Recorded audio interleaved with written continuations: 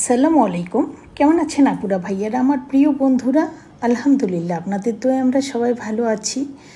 তো সামনে ঈদ, অনেক কাজ, সংসারে অনেক কাজ, সব কিছু গুছিয়ে তারপরে আমি আমার ব্লগিং করি, আমি আমার বিজনেস করি।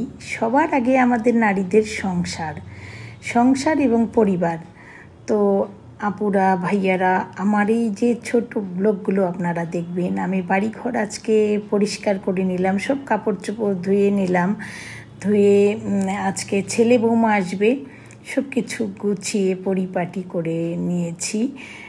বলেছি না, আগে সংসার, পরিবারের সবাইকে নিয়ে আমি থাকতে অনেক ভালোবাসি। আমি একান্নবতী পরিবারের বড় বউ, সবাইকে বুকে আগলে রাখি, আমার ভালো লাগে, সবাইকে নিয়ে থাকতে আমার ভালো লাগে। তো ঘরগুলো পরিষ্কার করে নিয়েছি। আসুন আমার সাথে ঘুরিয়ে ঘুরিয়ে দেখাচ্ছি আমার ছোট্ট সংসারটা। যদিও একান্নবতী পরিবারের বউ, সবাই বাহিরে থাকে, আমার দেবর যা দুজনেই বাহিরে থাকে, পুরো বাড়িতেই আমি থাকি, আমার সাহেব থাকে, আর ছেলে বৌমা ঢাকাতে থাকে। তো বাড়িঘরগুলো পরিষ্কার করে গুছিয়ে নিলাম সব কিছু, কারণ এত রাস্তার পাশে বাড়ি, এত ধুলা হয় প্রতিদিন, একদিন না মুছলে একেবারে নোংরা হয়ে যায়। তো পরিষ্কার পরিচ্ছন্ন করা তো প্রতিদিনের এই দায়িত্ব। সময় না পেলে মাঝে মধ্যে একটু ধুলা হয়ে যায়। তাছাড়া আমার বাগান আছে, ছাদ বাগানে আমি অনেক সময় দিই। বেলকনিতেই যে আমার ছোট্ট বেলকনিতে একটা ছোট্ট বাগান, এই বাগানটা তো আমি অনেক সময় দিই, কারণ আমি অবসর বসে থাকতে ভালো লাগে না, কাজ করতে আমি ভীষণ ভালোবাসি। আমি রান্না করতেও অনেক ভালোবাসি, যেমন রান্না করতে ভালোবাসি, সবাইকে খাওয়াতেও ভালোবাসি। তো এখন তো সিজনালি ফুলগুলো নাই, আর এগুলো যা অর্কিড আছে, কিছু পাতাবাহার আছে, তো বাগানটা সাজিয়ে রেখেছে এরাই। তো বন্ধুরা, সাথেই থাকুন, আমার ব্লগগুলো দেখুন। এই যে আমার বৌমার ঘর সব ধুয়ে মুছে পরিষ্কার পরিপাটি করে রাখলাম। বৌমা আসবে, সে বউ মানেই তো মেয়েরা আসলে যেমন বাবা মা খুশি হয়, তেমনি আমি শাশুড়িও খুশি হই। আমার একমাত্র বউ। এটা আমার বেডরুম। আমার বেডরুমে সব পুরানো আমলের জিনিস, আমার সংসার জীবনের শুরুতেই এগুলো করেছিলাম, এগুলো আর ফেলে দিইনি, আছে, তখন থেকেই আছে। বড় মায়া এদের প্রতি আমার, কারণ এই ফার্নিচারগুলো আমি যখন সংসারের শুরুতে গাছ কেটে বাড়িতে মিস্ত্রি বগুড়া থেকে নিয়ে এসে বানিয়েছিলাম, সে অনেক 25 বছর আগের কথা। তো এই তো আছেই, আসলে বড় মায়া নিজের সংসারে নিজের হাতে করা জিনিসগুলো। দেখিয়েন, আপনাদেরও অনেক মায়া লাগবে। তো এই তো আমার শাশুড়ি গ্রামের বাড়িতে থাকে, ওনার গ্রামের বাড়ির প্রতি মায়া, যত যেখানেই রাখেন না কেন উনি গ্রামের বাড়িতে দৌড়ে চলে যাবে, কারণ ওনার গোছানো, ওনার গড়া সংসার, এটাই পৃথিবীর নিয়ম আমাদের। যে যেখানে সংসারটা শুরু করে সেটাই ভালো লাগে।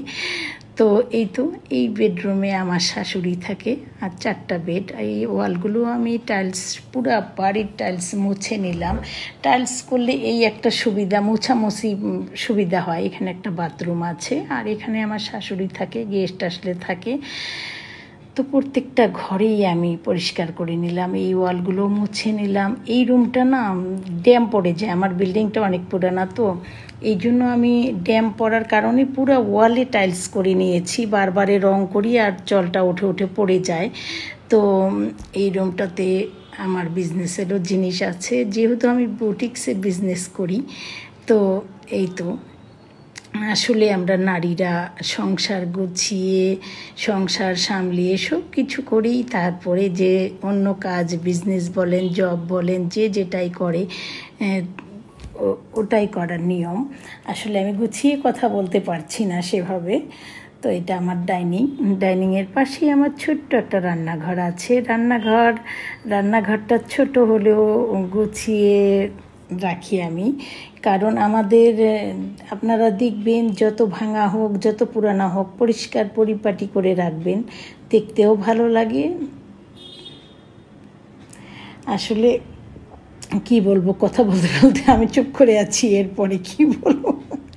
ব্লগিং করতে গিয়ে অনেক কথা বলতে হয়। তো বন্ধুরা সবাই আমাকে সাপোর্ট করবেন, আমার পাশে থাকবেন, আমার ব্লগগুলো দেখবেন, কেমন লাগে জানাবেন। আর এটা আমার এখানে একটা মেশ সেভ করেছি, নিচে সবজি টবজি রাখি, আর উপরে প্রতিদিনকার যে খাবারগুলো ওগুলো রেখে দিই, কারণ ফ্রিজ থেকে তো বের করে খাওয়া যায় না। রান্নাবাড়া করে মেশ সেভটা কিন্তু লাগেই, যতই যা বলেন না কেন। বাইরে খাবার রাখলে কেমন একটা, ডাইনিংয়ে রাখলেও খারাপ লাগে, আর মেশ সেভটাতে একটা গ্যাসটা বের হয়ে যায়। আর এই ক্যাবিনেটগুলো করে নিয়েছি, সংসারের সব জিনিসপত্র থাকে এখানে। তো এই তো আমার ছোট্ট সংসারটাকে আমি সাজিয়ে গুছিয়ে রেখেছি, যত পুরানাই হোক না কেন পরিপাটি করে রাখবেন, দেখবেন ভালো লাগবে। তো এই তো বন্ধুরা, আসলে যে বন্ধুরা ব্লগিং করেন আমার পেজে আসবেন, আমি সরাসরি আপনাদের পেজে চলে যাব। অনেক আপুরা বলে কই এসেছেন, গিয়েছি, আমার 2টা আইডি, তো হয়তোবা অন্য আইডিতে অনেক সময় লাইক কমেন্ট করি, আবার এই আইডি দিয়েও করি। তো বন্ধুরা আজকে আমি বিদায় নিতে চাচ্ছি, সবাই ভালো থাকবেন, সুস্থ থাকবেন। আসসালামু আলাইকুম, আল্লাহ।